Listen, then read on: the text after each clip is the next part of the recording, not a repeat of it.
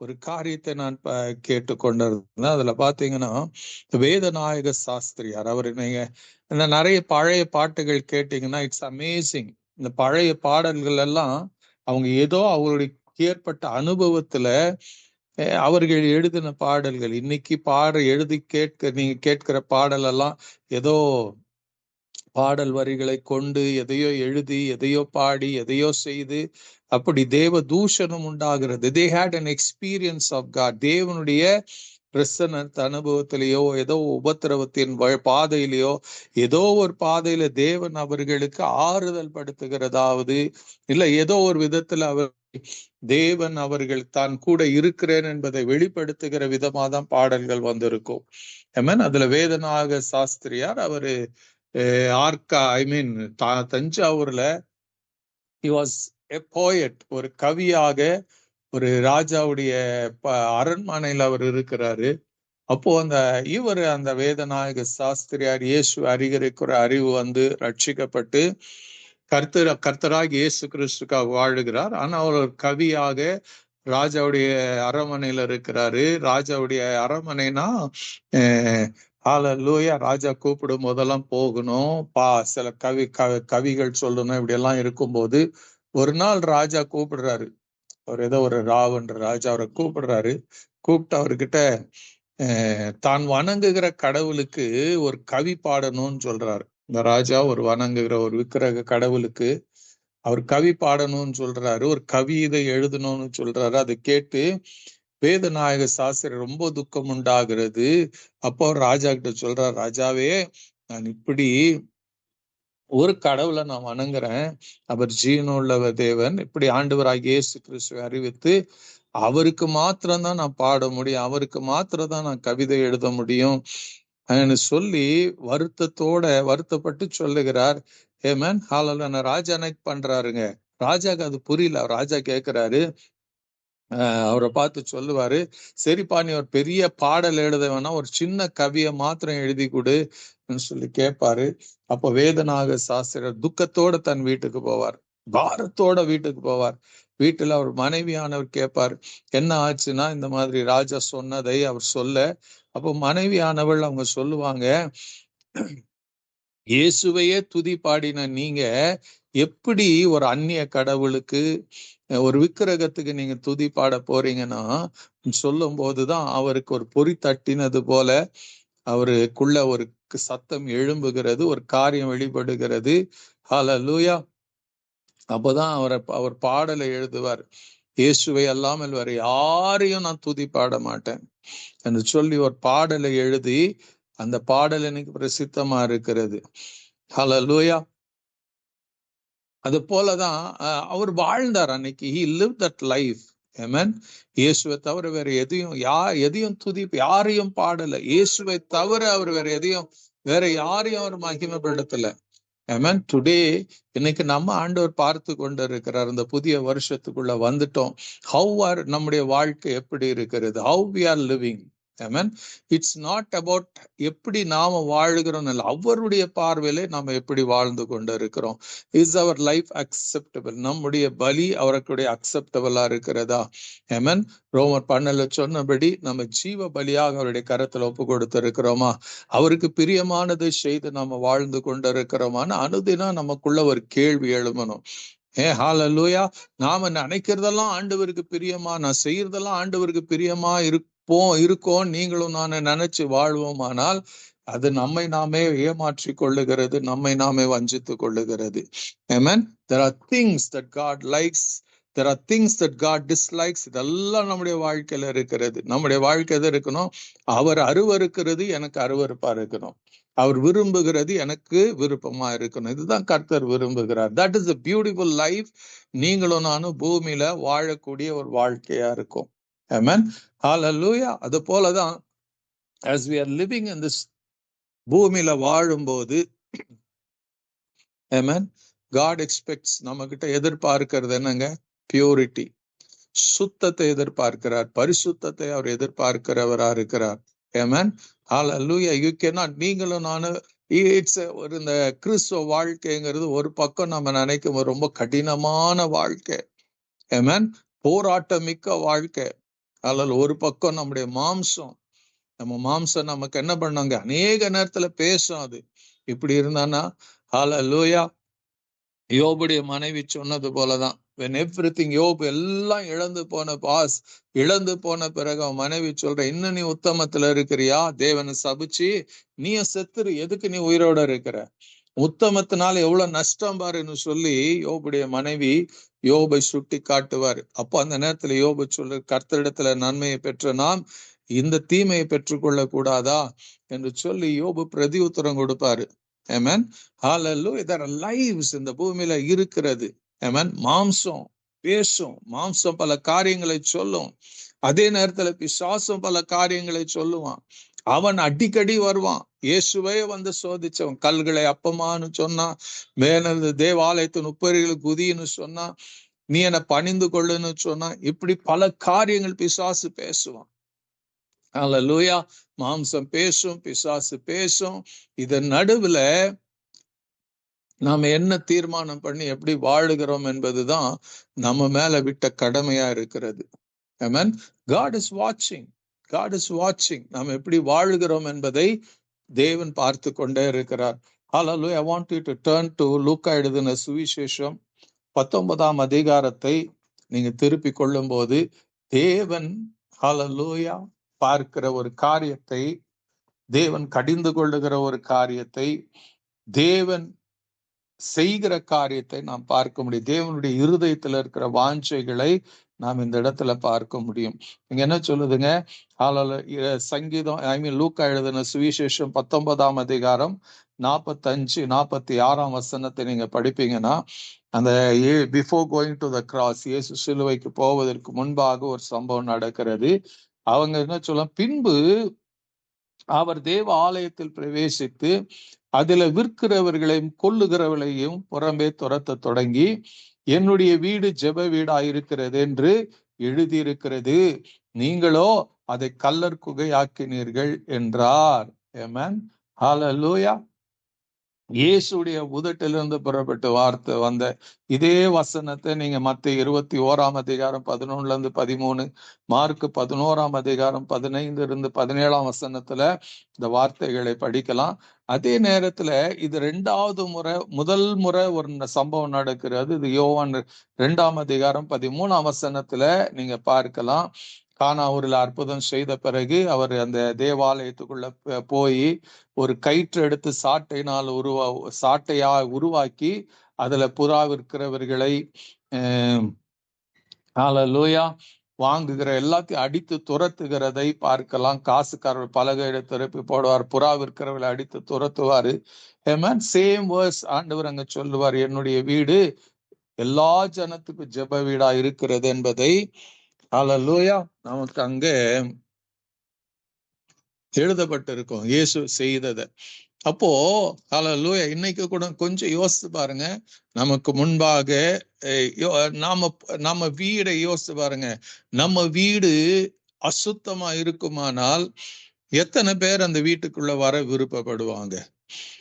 கொஞ்சம் வருஷத்துக்கு முன்பாக இந்த கோவிட் டைம்ல நானும் ஒரு சகோதரனும் சில இடங்களுக்கு போனோம் சில காரியங்களை செய்வதற்காக. அப்போது ஒரு வீட்டுக்கு நாங்க போனோம். வீட்டுக்கு அவங்க ரொம்ப கஷ்டத்துல இருக்கிறாங்கன்னு கேள்விப்பட்டு ஏதாவது உதவி செய்யலாமேன்னு நாங்க அந்த வீட்டுக்கு போகும்போது, அந்த வீட்டுக்குள்ள எப்படி இருந்ததுன்னா, நாங்க ரொம்ப கஷ்டப்பட்டு தான் அந்த வீட்டுக்குள்ள போனோம். காரணம் என்னன்னா, அந்த வீடு மிகவும் எப்படி துர்வாசனை வீசி கொண்டிருந்தது. அதே நேரத்துல பாத்தீங்கன்னா அந்த வீடு முழுக்க வீடு முழுக்க சுவற்றில் எல்லாம் அங்கங்க பாத்தீங்கன்னா இந்த மூட்டை பூச்சிகள் அதிகமா இருக்கிறத பார்த்தோம்.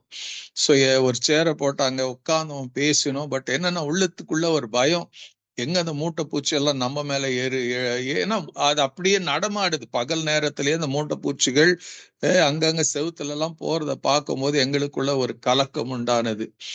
நான் அவங்களை கிரிட்டிசைஸ் கோபப்படல. பட் என்ன ஒண்ணுன்னா, நமக்குள்ள இருக்கிற ஒரு கர்த்தருடைய பிள்ளைகளுடைய குடும்பம், ஒரு கிறிஸ்துவ குடும்பம், ஹல்லேலூயா, அந்த வீடு எப்படி இருக்கணும்னா, எப்படி இருக்கணும் நம்ம எதிர்பார்க்கிறோமோ, அப்படி இல்லை நம்ம ஒரு வீட்டுக்குள்ள போகணும்னா அந்த வீட்டுடைய என்வாயர்மெண்ட் நமக்கு நல்லா இருக்கும்போது, அது சுத்தமா இருக்கும்போது, அந்த வீட்டுக்குள்ள போகும்போது அந்த அந்த ஒரு எப்படி இருக்கணும், அது நல்லா ஜோடிக்கப்பட்டு ஒரு அழகா இருக்கும்போது, அழகுனா அந்த அளவுக்கு இல்லைனாலும் ஒரு சுத்தமா இருக்கும்போது வி லவ் டு அந்த இடத்துல போய் உட்காருவோம், பேசுவோம், நேரத்தை செலவு பண்ணுவோம்.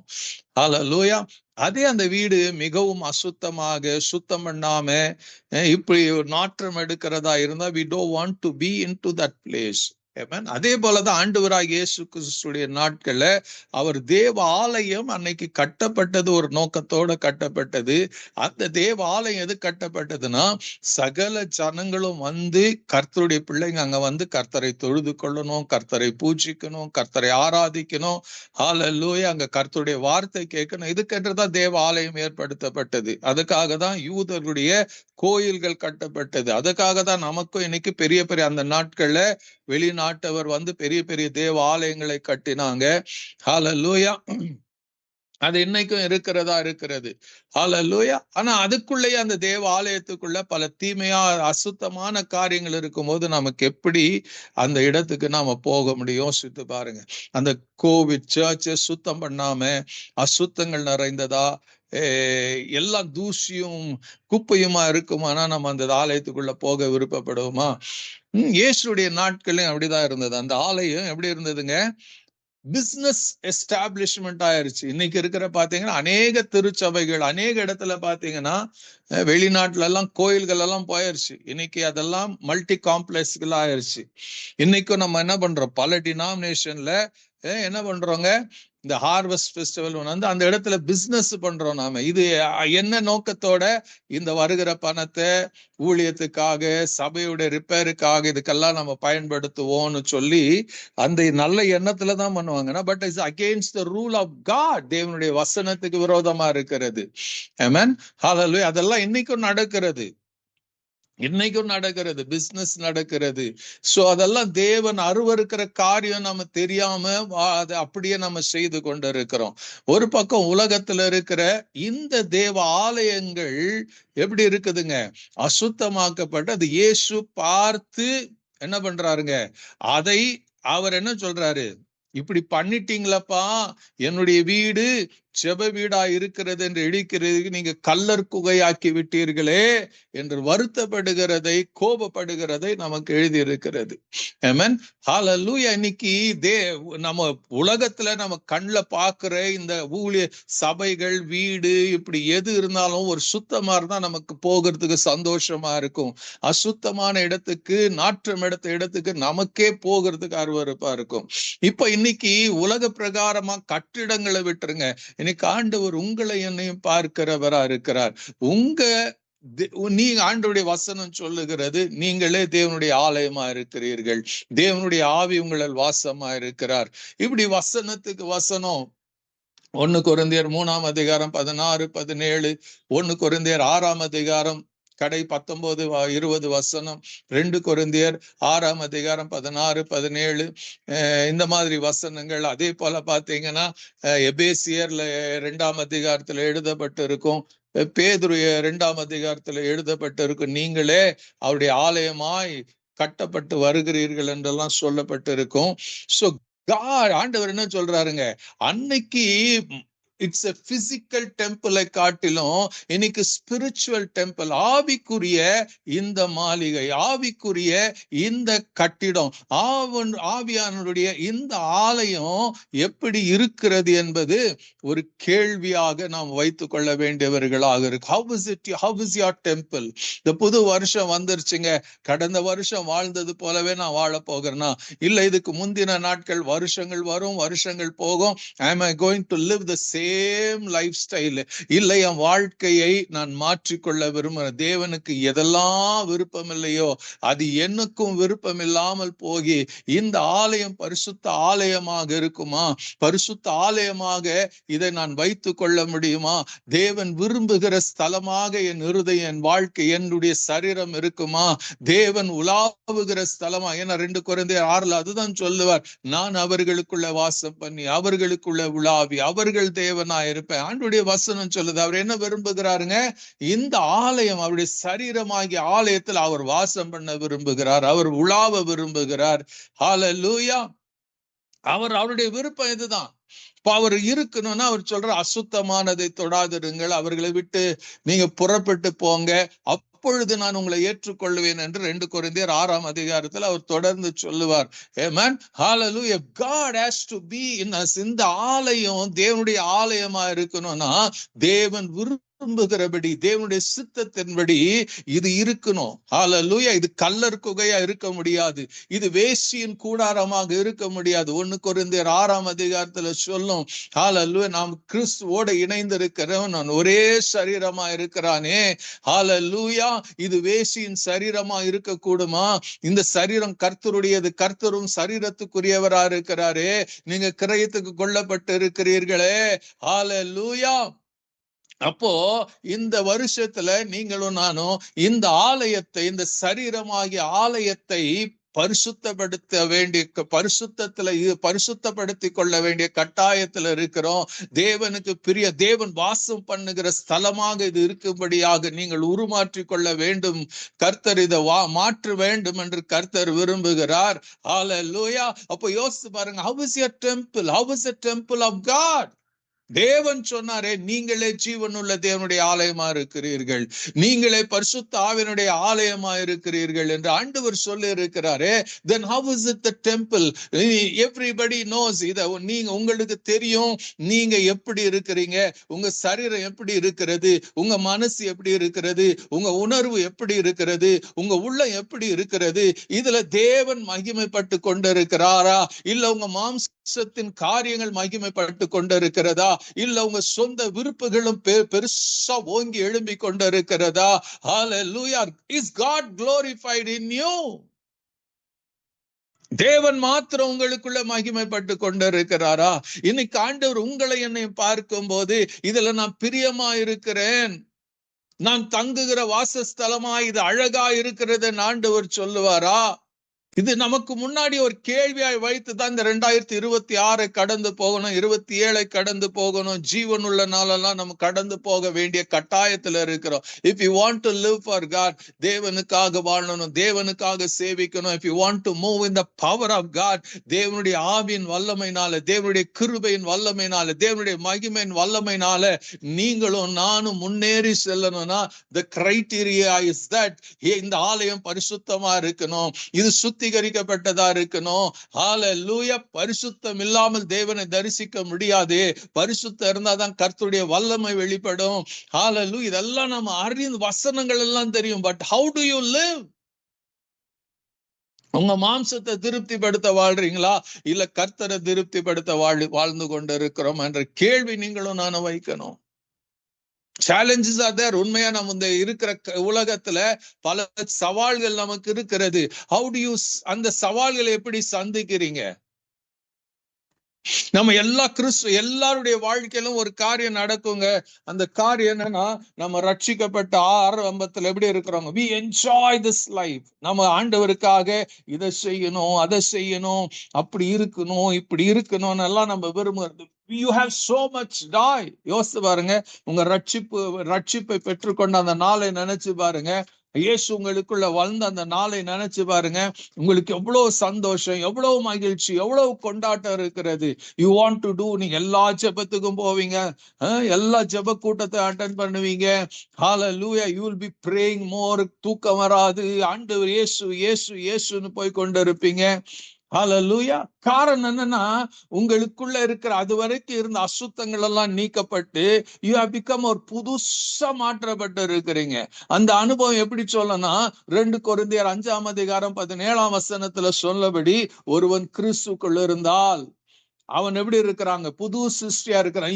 நீங்க புது சிருஷ்டியா மாற்றப்பட்டுட்டீங்க. The day Christ came into your life, உங்க வாழ்க்கையில இயேசு வந்த போது, ரட்சிப்பின் அனுபவம் வந்த போது, ரட்சிப்பின் வஸ்திரம் உங்க மேல் வீசப்பட்ட போது, இயேசுவின் ரத்தம் உங்க பாவங்களை கழுவின போது, ஹல்லேலூயா, இயேசுவுக்கு உங்க இருதயத்துல முழுசா இடம் கொடுத்த போது நீங்க என்ன ஆனீங்க? ஒரு புது சிருஷ்டியா நீங்க மாற்றப்பட்டீங்க. பைபிள் சொல்லுது, ஒருவன் கிறிஸ்துக்குள்ள இருந்தான் புது சிருஷ்டியா இருக்கிறான், பழையவைகள் ஒழிந்து போயின, எல்லாம் புதிதாயினா உள்ள உள்ள ஒரு பாவம் இல்லாம, ஒரு தவறான, யூ பிகம் பிராண்ட் நியூ.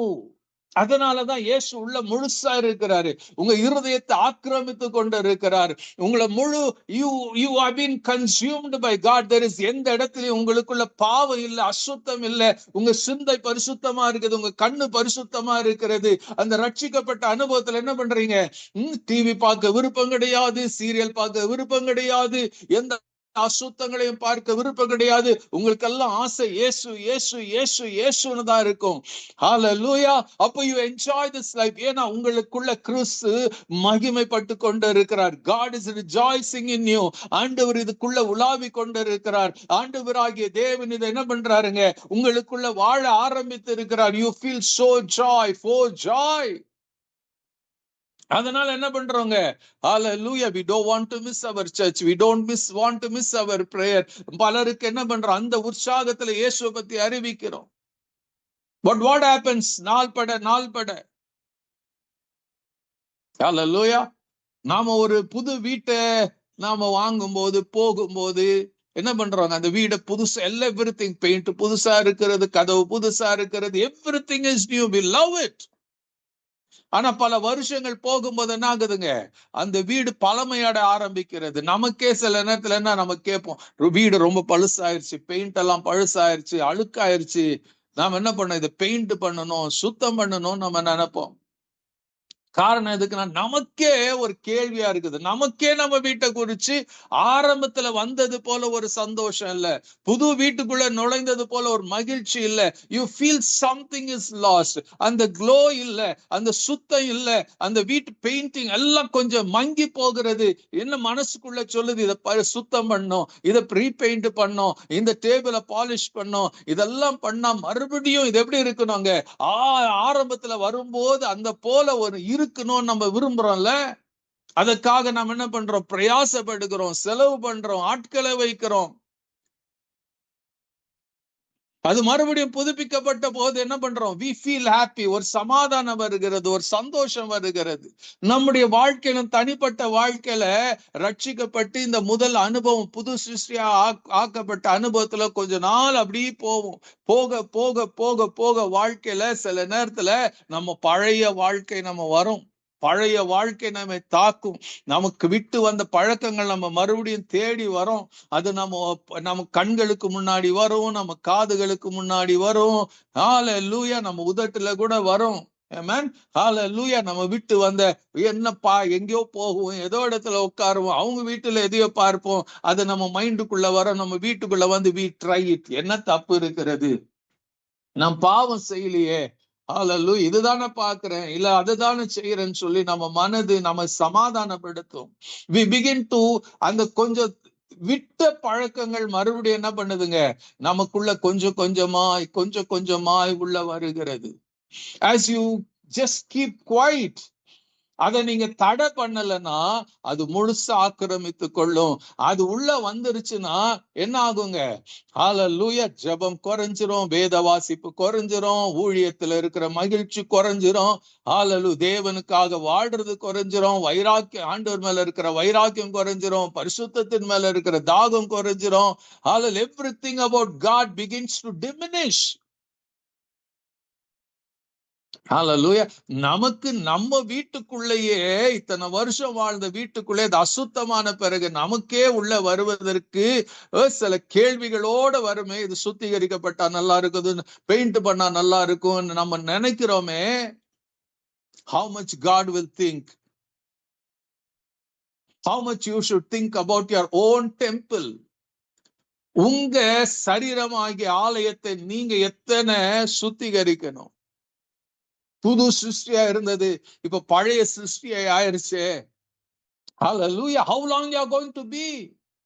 ரொம்ப கஷ்டத்துல இருக்கிறவங்க என்ன பண்றாங்க? எப்படியாச்சும் சேர்த்து வைக்கணும். இன்னைக்கு அநேக கிறிஸ்துவ குடும்பங்கள்ல பாருங்க, வருஷத்துக்கு இந்த கிறிஸ்துமஸ் டைம்ல தான் எல்லாம் சுத்தம் பண்ணுவாங்க, எல்லா பாத்திரங்களை கழுவாங்க.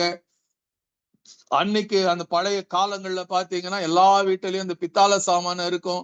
அந்த வருஷத்துக்கு ஒரு முறை எடுத்து அதை வெளுக்கி சுத்தம் பண்ணி மினுமினுக்க வச்சு மறுபடியும் எடுத்து அடுக்கி வச்சிருவாங்க. இருக்கிற எங்க எடுத்தோமோ அங்கே சேர்த்து வச்சிருவாங்க. we don't use it. Use பண்ணாததுனால கூட என்ன ஆகுங்க, அதோடைய அந்த அழகு, அந்த ஷைனிங் போயிடும். we are so much இன்னைக்கு உலகத்துல இருக்கிறோம், உலகத்தின் காரியங்கள் நம்ம பிரஸ் பண்ணோம், நம்ம அசுத்தமாய் கொண்டே இருப்போம். அசுத்தம் என்பது தானா நீங்க விரும்பலனாலும் உலகத்துல இருக்கிறோம், போகும்போது கண்கள்ல பார்க்கிற காரியமா இருக்கட்டும், காதுகள்ல கேட்கிற காரியமா இருக்கட்டும், it will come and attack you. உள்ள வந்துரும், அது நீங்க வேணாம்னு சொன்னாலும் வந்துரும். அப்ப ஆண்டவர் என்ன பண்றாருங்க, ஹல்லேலூயா, அவர் போனாரு, பார்த்தாரு, இது ஜெப வீடாச்சே, இது கல்லர் குகையாயிருச்சே, எப்படிதான் இதை சகித்து கொண்டு இருக்கிறாங்களோ, ஆண்டவர் கோபம் வந்து எல்லாத்தையும் விரட்டி அடிக்கிறாரு. இன்னைக்கு ஆண்டவர் உங்களுக்கு எனக்கு அதிகாரத்தை கொடுத்து, பிசாசின் மேலே அதிகாரத்தை கொடுத்து இருக்கிறார். பிசாசுக்கு எதிர்த்து நில்லுங்கள், அவங்களை விட்டு ஓடி போவான்னு சொல்லி இருக்கிறாரு.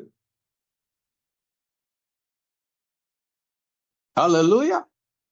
அப்போ you and I have to take a chance. ஒரு சவாலை எடுக்கணும்.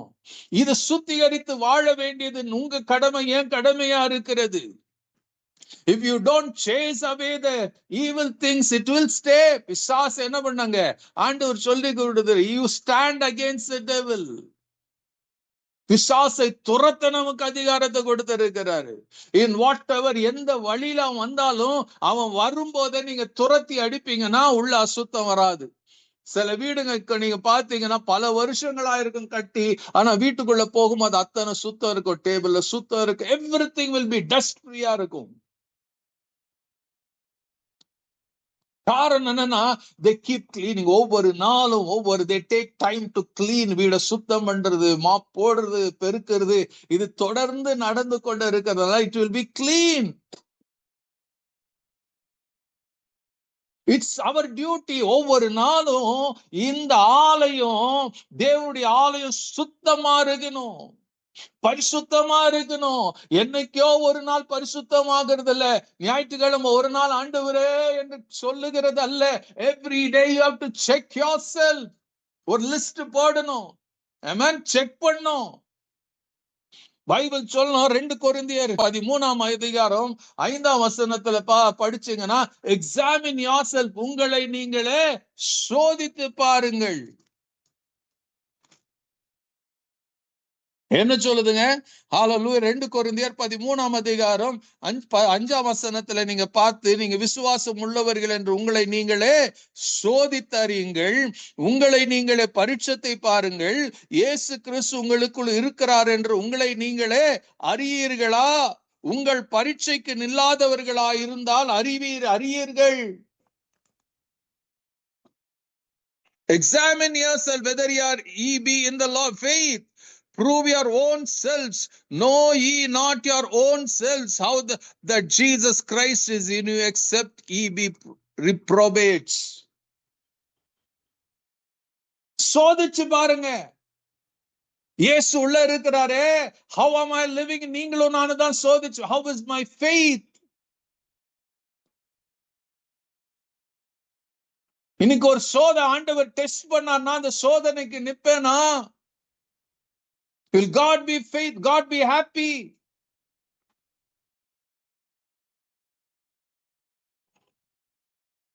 இன்னைக்கு we don't listen. இன்னைக்கு அநேக இடத்துல பாத்தீங்கன்னா, கர்த்தர் உங்களை ஆசீர்வதிப்பார், கர்த்தர் உங்களுக்கு இதை செய்வார், கர்த்தர் இதெல்லாம் செய்வார் என்று எழுதப்பட்டிருக்கு. இட்ஸ் குட், அப்படி ஆண்டவர் சொல்லி இருக்கிறாரு. பட் என்ன ஒண்ணுன்னா, ஹல்லேலூயா, கர்த்தருடைய பிள்ளைங்களுக்கு அதே நேரத்துல இதை செய்வேன்னு சொன்னா, அதே நேரத்துல ஆண்டவர் என்ன பண்ணி இருக்கிறாருங்க, சில காரியங்களை அவர் சொல்றாரு. உதாரணத்துக்கு நீங்க யோவான் எழுதின சுவிசேஷம் 15ஆம் அதிகாரத்துல நீங்க படிச்சீங்கன்னா, ஆண்டவர் சொல்லுவார் என்னன்னு, ஹல்லேலூயா, ஆண்டவர் சொல்ல, இனி நான் உங்களை ஊழியக்காரன் என்று சொல்லுவதில்லை, ஊழியக்காரன் தன் எஜமானுக்கு செய்கிறத அறிய மாட்டான், நான் உங்களை சிநேகிதர் என்று சொல்லுகிறேன். இது எல்லாருக்கும் சந்தோஷம். God is my friend. நாம பாடுவோம் கூட, what a friend we have Jesus ன்னு பாடுறோம், ஆமென். பட் அதுக்கு முன்னாடி வசனத்தை எத்தனை பேர் கவனிச்சு பார்த்து இருக்கிறோம்? 14ஆம் வசனத்துல, நான் உங்களுக்கு கற்பிக்கிற யாவையும் நீங்கள் செய்வீர்களானால் என் சிநேகிதராயிருப்பீர்கள். God is not going to be a friend. சும்மா அவர் வந்து ஃப்ரெண்டா இருக்க போகல. எப்போ ஃப்ரெண்டா மாற போகிறாருங்க? When God will be, Jesus will be a friend of you. பாவிகளை நேசிக்கிறவர் தான், இல்லைன்னு சொல்லல. அந்த பாவி ரட்சிக்கப்பட்ட பிறகு மீட்கப்பட்டு ரத்தத்தினால கழுவப்பட்டு மறுபடியும் அதே அசுத்தத்துல வாழ்வானால், how will be God Jesus be a friend? It cannot be. அப்ப ஆண்டுடைய வசனம் பொய்யாயிருமே. அவர் என்ன சொல்றாருங்க? ஒருவன் என் நான் உங்களுக்கு கற்பிக்கிற யாவையும் நீங்கள் செய்வீர்களானால் யாரா இருப்பீங்க? என் சிநேகிதர்களா இருப்பீர்கள்.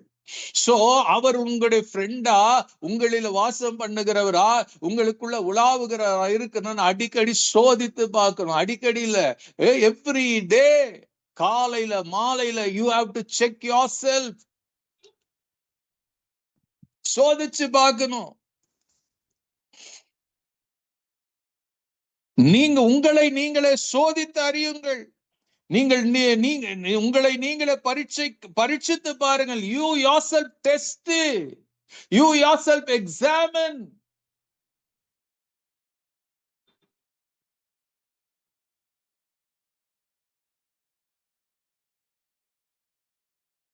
இயேசு உங்களுக்குள்ள இன்னைக்கு இருந்து கொண்டே இருக்கிறாரா என்பதை நீங்க தான் சோதிச்சு பார்க்கணும்.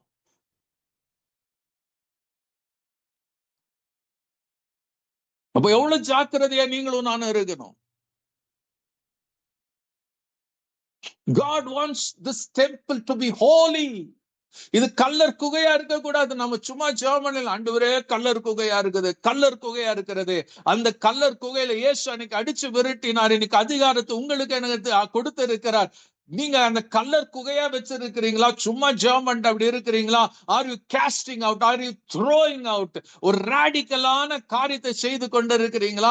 ஆண்டவர் சொன்னார், உன் கண்ணு உனக்கு இடரெல்லாம் உண்டாக்குனா அந்த கண்ணை புடுங்கி போடு. உன் கை உனக்கு இடரலா இருக்குமானால் அதை தரித்து போடுது.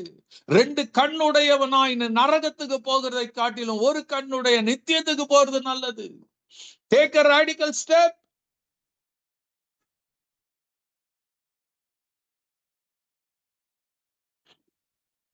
Hallelujah. இன்னைக்கு யோசிச்சு பாருங்க, எத்தனை பேரு we don't even think about the importance of the communion கூட நம்ம அவ்வளவு சீரியஸா நாம எடுக்கிறதுல. ஆண்டவராய் பவுல் எழுதுவார், பரிசுத்த ஆவியானவர் எழுதியிருப்பார் 1 கொரிந்தியர் 11ஆம் அதிகாரத்துல. ஹல்லேலூயா.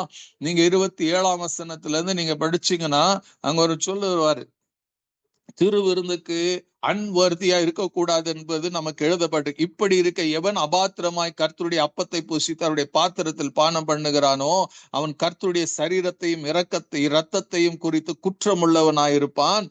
எந்த மனுஷன் தன்னைத்தானே சோதித்து அறிந்து இந்த அப்பத்தில் பூசித்து இந்த பாத்திரத்தில் பானம் பண்ண கடவன், எண்ணத்தினால் எனில் அபாத்திரமாய் போஜனம் பண்ணுகிறவன் கர்த்தருடைய சரீரம் இன்னதென்று நிதானித்து அறியாததினால் தனக்கு ஆக்கினை தீர்ப்பு வரும்படி போஜனம் பண்ணுகிறான். இது நிமித்தம் உங்களில் அநேகர் பலவீனரும் வியாதி உள்ளவருமாய் இருக்கிறார்கள், அநேகர் நித்திரையும் அடைந்திருக்கிறார்கள். தம்மை தாமே நிதானித்து அறிந்தால் நாம் நியாயம் தீர்க்கப்படும். Examine yourselves. ஏதோ அப்பம் இல்ல, ஏதோ ரசம் அல்ல, புதிய உடன்படிக்கை. It's a covenant of God. தேவன் ஏற்படுத்துகிற ஒரு உடன்படிக்கை. அந்த உடன்படிக்கையை ஒரு ரெவரன்ஸோட, ஹல்லேலூயா, ஒரு பரிசுத்தத்தோட தான் நாம பங்கு பெறணும். You cannot take it casually. அபாத்திரமா இதை அந்த சரீரத்தை அபாத்திரமா வச்சிருந்தோம்னா அவர் சொல்ல கர்த்தருடைய சரீரத்தையும் இரத்தத்தையும் குறித்து குற்ற உள்ளவனா இருப்பான். ஹல்லேலூயா. You will be guilty. எப்படி இருக்கிறது? How are you maintaining? ஆகாய் தீர்க்கதரிசியின் புஸ்தகம் 1ஆம் அதிகாரத்தை நீங்க படிச்சு பாருங்க. 1ஆம் அதிகாரம், ஆகாய் தீர்க்கதரிசி புஸ்தகம் 1ஆம் அதிகாரம் 5ஆம் வசனத்திலிருந்து 9ஆம் வசனம் வரைக்கும் படிச்சீங்கன்னா அங்க தேவன் தன்னுடைய ஆலயம் கவனிக்கப்படாம இருக்கிறத பார்த்து துக்கப்படுகிறவராய் கோபப்படுகிறவராய் இருப்பார். நீங்க ஆகாயின் புஸ்தகம் 1ஆம் அதிகாரம் 5ஆம் வசனத்துல இருந்து படிச்சு பாருங்க. இப்பொழுதும் சேனைகளின் கர்த்தர் சொல்லுகிறார், உங்கள் வழிகளை சிந்தித்து பாருங்கள். நீங்கள் திரளாய் விதைத்தும் கொஞ்சமாய் அறுத்து கொண்டு வருகிறீர்கள். நீங்கள் புசித்தும் திருப்தியாகவில்லை, குடித்தும் பரிபூர்ணம் அடையவில்லை. நீங்கள் வஸ்திரம் உடுத்தியும் ஒருவனுக்கும் குளிர் விடவில்லை. கூலியை சம்பாதிக்கிறவன் பொத்தலான பையில போடுகிறதை போல் அதை சம்பாதிக்கிறான். உங்கள் வழிகளை சிந்தித்து பாருங்கள் என்று சேனைகளின் கர்த்தர் சொல்லுகிறார். நீங்கள் மலையின் மேல் ஏறி போய் மரங்களை வெட்டி வந்து ஆலயத்தை கட்டுங்கள், அதில் பேரில் நான் பிரியமா இருக்கிறேன். ஆலயத்தை கட்டுங்கய்யா, அதன் பேரில் நான் பிரியமா இருக்கிறேன், அதனால் என் மகிமை விளங்கும் என்று கர்த்தர் சொல்லுகிற இந்த சுத்திகரிக்கப்பட்ட ஆலயம் பரிசுத்தமாக்கப்பட்டது எப்படி இருக்குங்க? அதுல கர்த்தருடைய மகிமை விளங்குமா? Are you understanding it? அடுத்து சொல்லும், அதிகமாய் வரும் என்று நீங்கள் எதிர்பார்த்து இதுவும் கொஞ்சம் கிடைத்தது. நீங்கள் அறுத்து வீட்டுக்கு கொண்டு வந்தும் நான் அதை ஊதி போடுகிறேன். எது நிமித்தம் என்றால், என் வீடு பாழாய் கிடக்கும் போது நீங்கள் எல்லாரும் அவனவன் தன் வீட்டிற்கு ஓடி போகிறீர்களே, இது நிமித்தம் என்று சேனைகளின் கர்த்தர் சொல்லுகிறார். என் வீடு பாழாய் இருக்கும் போது you are not considering about God's house. you are thinking, உங்களை குறித்து அதிகமா யோசிக்கிறீங்க. எப்படி தவறான வழியை பாவ வாழியில வளர்ந்துட்டு கூட அதை குறித்து ஒரு உணர்வற்றவர்களாக இருக்கிறீங்க. and God cannot use it. 2 தீமோத்தேயுவின் புஸ்தகம் 2ஆம் அதிகாரத்தை பாருங்க. அங்க கர்த்தருடைய வசனம் என்ன சொல்லுது? 2 தீமோத்தேயுவின் புஸ்தகம் 2ஆம் அதிகாரம் 19ஆம் வசனத்துல இருந்து 21ஆம் வசனம் வரைக்கும் பாருங்க. ஹல்லேலூயா. பவுல் தீமோத்திக்கு எழுதுகிற ஒரு முக்கியமான காரியத்தை அதுல எழுதியிருப்பாரு. இங்க ஒரு காரியத்தை, ஆகிலும் தேவனுடைய உறுதியான அஸ்திபாரம் நிலைத்திருக்கிறது, கர்த்தர் தம்முடையவர்களை அறிவார் என்பதும், கிறிஸ்துவின் நாமத்தை சொல்லுகிற எவனும், நல்லா கவனிங்க இந்த வசனத்தெல்லாம், கர்த்தர் தம்முடையவர்களை அறிவார் என்பதும், கிறிஸ்துவின் நாமத்தை சொல்லுகிற எவனும் என்ன பண்ணணுமா? அநியாயத்தை விட்டு விலக வேண்டும் என்பதும் அதற்கு முத்திரையாயிருக்கிறது. if you boast about நான் கிறிஸ்தவன், நான் ஊழியக்காரன், நான் அது இதுன்னு சொல்லுவீங்கன்னா, ஹல்லேலூயா, அநியாயத்தை விட்டு விலக கடவன். கர்த்தருடைய பிள்ளைகளுக்குள்ள அநியாயம் இருக்கக்கூடாது, அநியாயமான சம்பாதனை இருக்கக்கூடாது, அநியாயமான வார்த்தைகள் இருக்கக்கூடாது, அநியாயமான சிந்தை இருக்கக்கூடாது. அதற்கு முத்திரையாயிருக்கிறது. ஒரு வீட்டில் பொன்னும் வெள்ளியுமான பாத்திரங்களை அல்லாமல் மரமும் மண்ணுமான பாத்திரங்கள் உண்டு.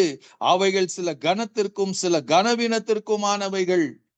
ஆகையால் ஒருவன் இவைகளை விட்டு தன்னை சுத்திகரித்து கொண்டால் அவன் பரிசுத்தமாக்கப்பட்டதும் எஜமானுக்கு உபயோகமானதும் எந்த நற்கிரிக்கும் ஆயத்தமாக்கப்பட்டதுக்குரிய கனத்துக்குரிய பாத்திரமா இருப்பான். ஹல்லேலூயா. நீங்களே ஜீவனுள்ள தேவனுடைய ஆலயமா இருக்கிறீர்கள். என்ன பண்ணணுமா? ஹல்லேலூயா. ஒருவன் இவைகளை விட்டு, அநியாயத்தெல்லாம் விட்டு, பாவத்தின் காரியங்களை விட்டு தன்னை சுத்திகரித்து கொண்டால், அவன் சுத்திகரித்து கொண்டால், எல்லாத்தையும் விட்டு இவைகளை விட்டு தன்னை சுத்திகரித்து கொண்டால் அவன் எப்படி இருக்கிறானுங்க? அவன் பரிசுத்தமாக்கப்பட்டதும் எஜமானுக்கு உபயோகமானதும் எந்த நற்கிரிக்கும் ஆயத்தமாக்கப்பட்டதுமான கனத்துக்குரிய பாத்திரமா இருப்பான். ஆண்டவர் எதிர்பார்க்கிற, யோசிச்சு பாருங்க, நீங்க தேவனுக்கு கனமான பாத்திரமா இருக்கிறீங்களா? எப்படியாப்பட்ட பாத்திரமா இருக்கிறோம்?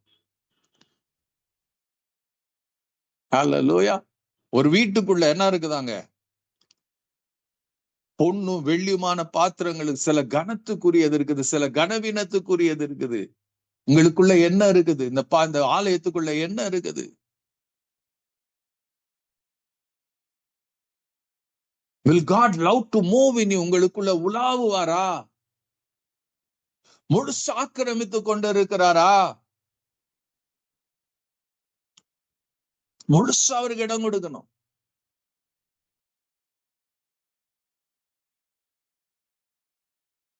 முழுசு அவருக்கு இடம் கொடுக்கணும். Then God will have his way. ஒரு கற்பனையின் கதை தான் இது. ஹல்லேலூயா. ஒரு மனுஷன் ஒரு பெரிய பாவத்துல இருந்து அவன் ரட்சிக்கப்படுறான். ரட்சிக்கப்பட்ட பிறகு என்ன பண்றாங்க? பிசாசு அவனை அடிக்கடி ரொம்ப தொந்தரவு பண்றான். அவனை விடாப்பிடியா துரத்திடணும். இத பண்ணி இப்படி இருந்தே, ஏன் போன, ஏன் இதை செய்யலை, அவன் நச்சரிக்கிறவனா இருக்கிறான். அப்போ ஒருத்தர் சொல்றாங்க, நீங்க இயேசுவ உன் வீட்டுக்கு வரவை, அவர் வந்து பாத்துக்குவாரு. அப்ப அவன் உற்சாகம் வருது. அவன் என்ன பண்றான், ஆண்டவராகிய இயேசு கிறிஸ்து தன் வீட்டுக்கு அழைக்கிறான். அழைச்சிட்டு என்ன பண்றான்னா, ஆண்டவருக்கு ஒரு அழகான ரூமை ரெடி பண்றான். சகல வசதிகளோட ரெடி பண்றான். அவன் ஆண்டவர் வராரு, கதவு தட்டுறாரு, திறக்கிறான். அவன் போய் அந்த ரூமை காட்டுறான். ஆண்டவரே, இது உமக்காக நான் ஆயத்தம் பண்ணி வச்சிருக்கிறேன் எல்லாம் சொல்றான்.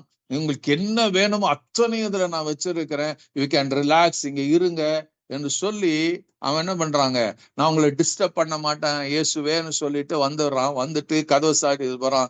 அன்னைக்கு மறுபடியுமா அந்த இரவு வருகிறது. கதவு மறுபடியும் தட்டுற சத்தம் கேக்குது. சத்தம் கேட்டாக்கா மறுபடியும் பிசாசு வந்து இருக்கிறான். பிசாசு வந்து அவனோட, ஹல்லேலூயா, எனக்கு இருக்கிறதெல்லாம் சிலது உங்ககிட்ட இருக்குது, எனக்கு கொடு. ஹல்லேலூயா. அவன் பாக்குறான், இயேசுவை நான் கூப்பிட்டுனேன், இயேசு இங்க யாரும் இருக்கிறாரு, பிசாசு எப்படி உள்ள வர முடியும்? பிசாசு வந்தான், அவனை போட்டு அடி அடி அடின்னு பின்னுறான். அடிச்சு போட்டு துவைச்சு போட்டு போயிடுறான். ஹல்லேலூயா. காலையில ஆகுது, ரொம்ப சோர்ந்து போகிறான், ஓடுறான், இயேசுடைய அறைக்கு போகிறான். இயேசுவை பார்த்து கேட்கிறான், இயேசுவை நான் தான் சொல்றாங்கல்ல, நான் உங்களை அழைச்சேன் தானே, உங்களுக்கு இந்த இடத்த கொடுத்தேன் தானே, நீங்க பிசாசு என்னை வந்து அடிக்கும் போது நீங்க வேடிக்கை பார்த்துட்டு இருந்தீங்களே, நீங்க வர கூட இல்லையே, கதவை கூட திறக்கலையேன்னு சொல்லும் போது இயேசு சொன்னாராம், அப்பா நீ என்னை கூப்பிட்டது உண்மைதான், நான் வந்தது உண்மைதான், ஆனா எனக்கு இந்த ரூமை கொடுத்துட்டு இந்த ரூம்லயே உங்களுக்கு இருங்க இயேசுவே, உங்களுக்கு எல்லாம் இங்க வரும், நீங்க ஒன்னும் என்ன பண்ண ஸ்ட்ரெயின் பண்ணிக்காதுங்கன்னு சொல்லி என்ன உள்ள வச்சுட்டு நீ கதவு பூட்டிட்டு போயிட்டியே, ஹல்லேலூயா, நான் எப்படி வர முடியும்? நான் எப்படி நீ இருக்கிற இடத்துக்கு வர முடியும்? எனக்கு இந்த மாத்திரம் தானே, இந்த ஸ்பேஸ் மாத்திரம் தான் எனக்கு கொடுத்திருக்கிற. அவன் ரொம்ப குழம்பி போகிறான். ஹல்லேலூயா. அடுத்த நாள் அவன் அன்னைக்கு இரவுல என்ன, இன்னும் பல காரியங்கள் நடக்குது. அப்புறம் என்ன பண்றான், he realizes, உணர்ந்த பிறகு அவன் சொல்றான், ஆண்டவரே இந்த வீடு உங்களுடைய வீடு, இது என்னது இல்ல ஆண்டவரே, நீங்க எங்க வேணாலும் இருங்க, எப்படி வேணாலும் இருங்க, உங்களுக்கு நான் சுதந்திரம், I give this to you Lord, உம்முடைய வீடா இருக்கட்டும், நீங்க எங்க வேணாலும் உலாவுங்க, எங்க வேணாலும் இருங்க, எப்படி வேணாலும் இருங்க, but I want you to take, இந்த வீட்டுடைய பொறுப்பை நீங்க எடுத்துக்கொள்ளணும்னு சொல்லுகிறான். ஹல்லேலூயா. அடுத்த நாள் பாத்தீங்கன்னா இரவுல மறுபடியும் பிசாசு வரான். பிசாசு வந்து கதவை தட்டுறான். கதவு தட்டுன போது ஹல்லேலூயா, அங்க கதவு திறக்கப்படுகிறது. கதவை திறந்தா பிசாசு பார்த்து நடுங்கி போகிறான். காரணம் என்னன்னா, கதவை திறந்தவர் ஆண்டவராகிய இயேசு கிறிஸ்து. அவன் இயேசுவை பார்க்கிறான். ஹல்லேலூயா, துடிச்சு போகிறான். எப்படி? ஹல்லேலூயா. எப்படி? இயேசு என்ன பண்றாரு, பிசாசை துவைத்து போடுகிறார் அன்னைக்கு இரவுல. காரணம் என்னன்னு ஒரே ஒரு வித்தியாசம், will limit Jesus. இயேசு இதுக்கு மாத்திரம், என் பிசினஸ் மாத்திரம் ஆசீர்வதிங்க, என் குடும்பத்தை மாத்திரம் ஆசீர்வதிங்க, எனக்கு இதை மாத்திரம் கொடுங்க, இதுக்கு இயேசு வேணும், அதுக்கு இயேசு வேணும், இதுக்கு வேணும். ஹல்லேலூயா. ஆண்டவர் இயேசு அதுக்கு தான் வருவார். he will never take, நீங்க கொடுக்காததை ஒரு வலுக்கட்டாயம் எடுக்க மாட்டாரு. give everything to Jesus. everything, உங்க ஆவி ஆத்மா சரீரத்தை முழுவதுமாக அவருக்கு கொடுங்க. everything Jesus, let Jesus have his way. ஹல்லேலூயா. இயேசுக்கு இதுதான் பிடிக்கும், அதை மாத்திரம் கொடுப்பேன், இது பிடிக்காது இல்ல, அவர்கிட்ட எல்லாத்தையும் விட்டு கொடுக்கணும். உங்க சிந்தை விட்டு கொடுக்கணும். if it has been sinned, உங்க இருதயம், உங்க மனசு பாவத்துல இருக்குது, அதை ஆண்டவர்கிட்ட கொடுங்க, அவர் சுத்திகரிப்பாரு. உங்க மனசு ஆண்டவர்கிட்ட விட்டு கொடுங்க, எல்லாத்தையும் அவர்கிட்ட விட்டு கொடுங்க. because he knows everything. சங்கீதம் 139 படி அவர் ஆராய்ந்து எல்லாத்தையும் அறிந்திருக்கிறார். அவருக்கு பிசாசு எந்த வழியில வருவான், எந்த வழியில அவன் உங்களை சோதிப்பான், எந்த வழியில உங்களுக்கு பிரச்சனை கொடுப்பான், எல்லாம் அவருக்கு தெரியும். அவருக்கு முழுசா இடம் கொடுங்க. தாவீது சொல்வார், ஆண்டவரே என்னை சூழ்ந்திருக்கிறீர், அவர் உங்களை சூழ்ந்திருக்க இடம் கொடுங்க. முற்புறத்திலும் பிற்புறத்திலும் நீர் என்னை நெருக்கி உமது கரத்தை என்பதில் அவர் உங்களை நெருக்கி இருக்க இடம் விடுங்க.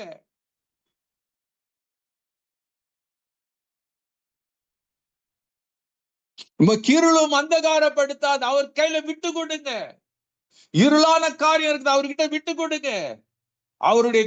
அவர் வரும்போது இருளும் வெளிச்சமா இருக்குமா. நீர் என் உள்ளங்களை கை கொண்டு அவர் கை கொள்ள இடம் விடுங்க. Don't hold it back anything from Jesus. உங்க வீக்னஸ், உங்க டெம்ப்டேஷன் எல்லாத்தையும் விட்டு கொடுங்க. Let Jesus rule it. அவர் அடிச்சு துரத்த இடம் கொடுங்க. Let Jesus move. அவர் நான் உங்களுக்குள்ள உலாவணும். He wants to move. He wants to walk. ஆண்டவர்கிட்ட சொல்லுங்க, உலாவுங்க ஆண்டவரே, என் மனசுல உலாவுங்க, என் சிந்தையில உலாவுங்க, என் கண்ணுல உலாவுங்க.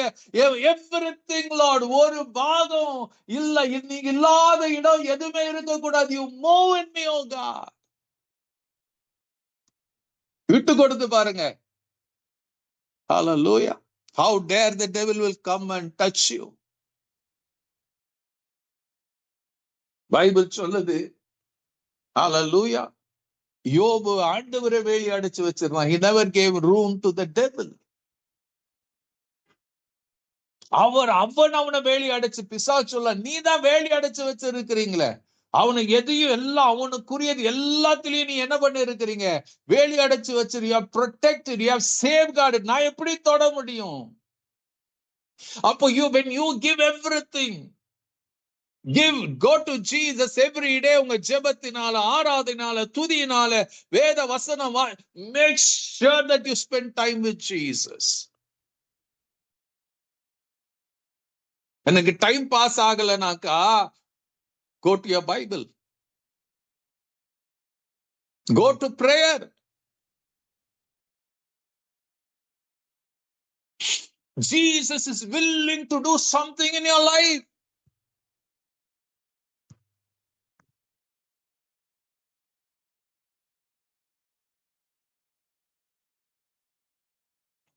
He doesn't want you to live a defeated, ஒரு தோற்று போன வாழ்க்கை வாழ கர்த்தருக்கு விருப்பம் இல்ல.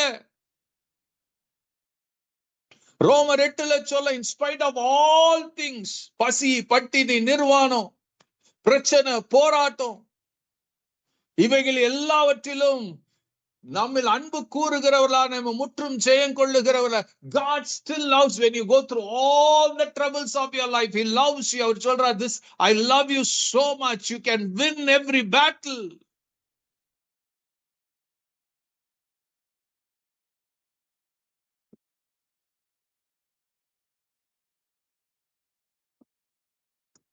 செக்லிஸ்ட் போடுங்க, செக்லிஸ்ட் போட்டு பாருங்க. வேத வசனத்துக்கும் நீங்க வாழ்ற வாழ்க்கைக்கு என்ன டிஃபரன்ஸ் இருக்குது பாருங்க. Let not the things of this world habits go in your life.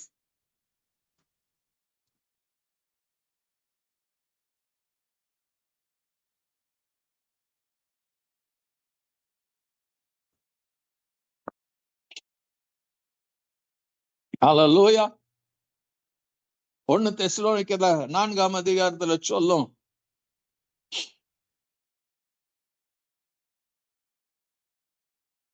நீங்க சொல்ல, நான் 2 தெசலோனிக்கேயர் 4ஆம் அதிகாரம்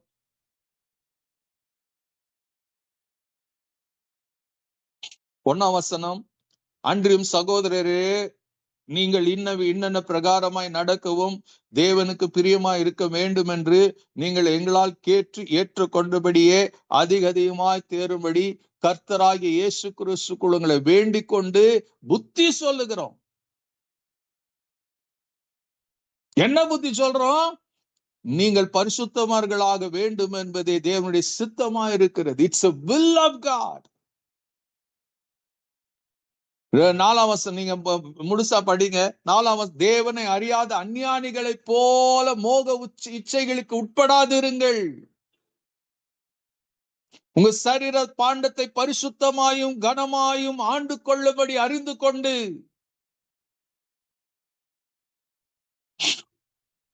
இந்த விஷயத்தில் ஒருவனும் மீறாமலும் தன் சகோதரனை வஞ்சியாமலும் இருக்க வேண்டும். முன்னமே நாங்கள் உங்களுக்கு சொல்லி சாட்சியாய் எச்சரித்தபடி விஷயங்கள், இப்படிப்பட்ட விஷயங்கள் எல்லாவற்றையும் குறித்து கர்த்தர் நீதியை சரி கட்டுகிறவராயிருக்கிறார். தேவன் நம்மை அசுத்தத்திற்கு அல்ல பரிசுத்தத்துக்கு அழைத்திருக்கிறார். ஆகையால் அசட்டை பண்ணுகிற மனுஷனை அல்ல, தமது பரிசுத்த ஆவியை நமக்கு தந்தருளின தேவனை அசட்டை பண்ணுகிறான். It's all in the new testament.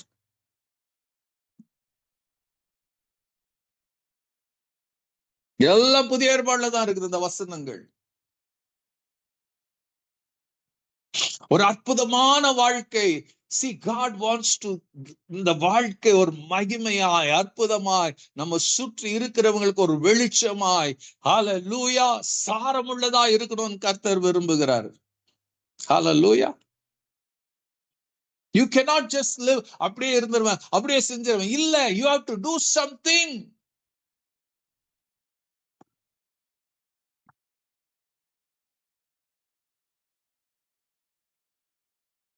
அது செய்யணும்.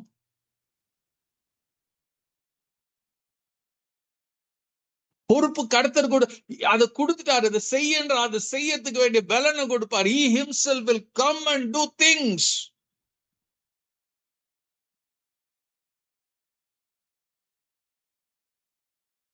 அவர் வரணும், அவர் துரத்தணும். நான் என்ன பண்ணுங்க,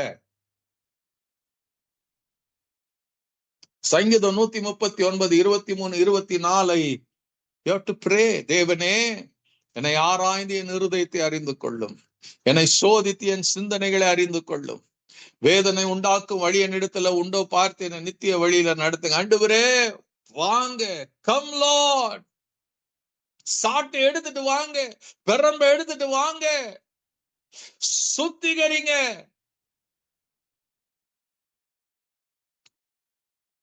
தகப்பன் தன் பிள்ளைகளை சிக்ஷிக்கிறது போல கர்த்தர் உங்களை சிக்ஷிக்கிறார். என்ன சிக்ஷிங்க, என்ன புதுப்பிங்க, என்ன பரிசுத்தமாக்குங்க.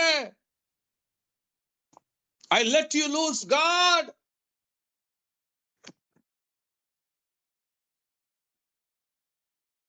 ஒரே ஒரு வாழ்க்கை தான். சவாலை எடுத்து வாழ்ந்து பாருங்க, சேலஞ்ச எடுத்து வாழ்ந்து பாருங்க.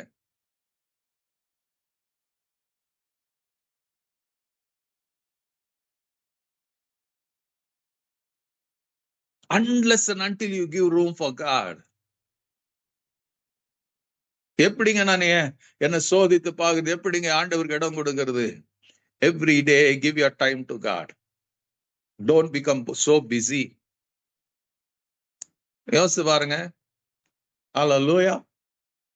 நம்முடைய துணி கொஞ்சம் அழுக்கா இருந்துச்சுன்னா என்ன பண்றோம்? உடனே அதை ட்ரை கிளீன் போடுறோம், இல்லைன்னா கசுக்கிறோம். அசுத்தம் அழுக்கா இருக்கிறது பிடிக்கல, சுத்தம் பண்றோமா?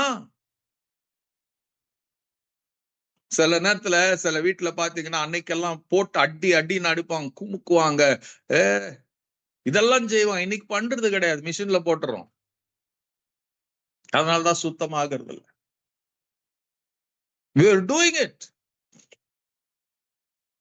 கர்த்தர்கிட்ட விட்டு கொடுக்கும் போது சில நேரத்துல அவர் என்ன பண்ணுவாருங்க, என்ன அந்த அவருக்கு மாத்திரம் தான் தெரியும் இந்த ரைட் ட்ராக், ரைட் வழி.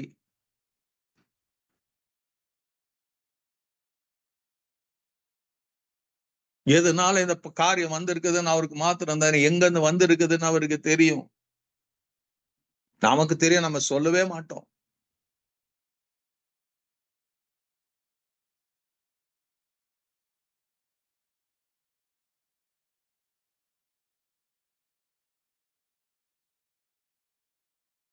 ஹalleluya.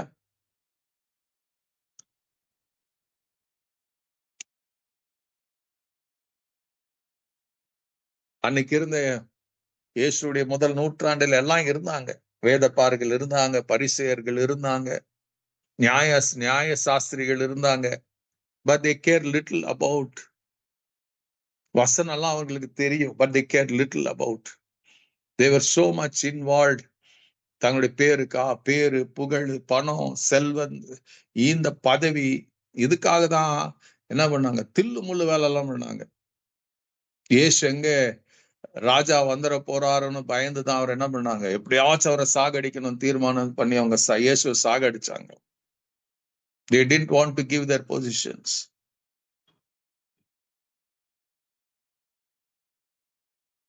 இயேசுக்கு இடம் கொடுத்தீங்கன்னா he will come. இயேசு பூட்டின வீட்டுக்குள்ள வந்தாராம் உயிரோடு எழுந்த பிறகு. இயேசு மரித்து உயிரோடு எழுந்த பிறகு கல்லறையில எல்லாம் அவர் வெளியே வந்தாராம். Hallelujah. Was not inside the grave. அவர் கல்ல புரட்டிட்டு வரல, கல்ல புரட்டிட்டு வந்தாரா? இல்ல. கல்ல புரட்டினவர்கள் தேவ தூதர்கள். ஏன் கல்லு புரட்டப்பட்டுச்சு? அவர் தான் வந்துட்டாரு. பூட்டிய வீட்டுக்குள்ள வர முடியும்னா ஹalleluya. கல்லு புரட்டப்பட்டு இருந்துச்சுன்னா நீங்களும் நானும் பார்க்கறதுக்கு தான். அவர் உயிரோடு எழுந்திருக்கிறார் என்பதை, நாட் ஃபார் ஜீசஸ். அவர் உயிரோடு எழுந்துட்டாரு. நீங்களும் நானும் கல்லறையில போய் அவருடைய சரீரம் அங்க இல்லைன்னு பார்க்கணும். உயிரோடு எழுந்தவர் அவர் சொல்றார், இன்னைக்கு மகிமை நம்பிக்கையாக உங்களுக்குள்ள நான் இருக்கிறேன். Is he living in you? அது இன்னும் உங்க இருதயத்தை கடினப்படுத்தி அடைச்சு வச்சிருக்கிறீங்களா? இன்னும் is your self still ruling? இன்னும் உங்க சுயம் உங்களை ஆண்டு கொண்டு இருக்கிறதா? உங்க பெருமை உங்களை ஆண்டு கொண்டு இருக்கிறதா? உங்களுடைய எண்ணங்கள் உங்களை ஆண்டு கொண்டு? What is ruling and guiding you? What is leading you? எது உங்களை நடத்தி கொண்டு இருக்கிறது?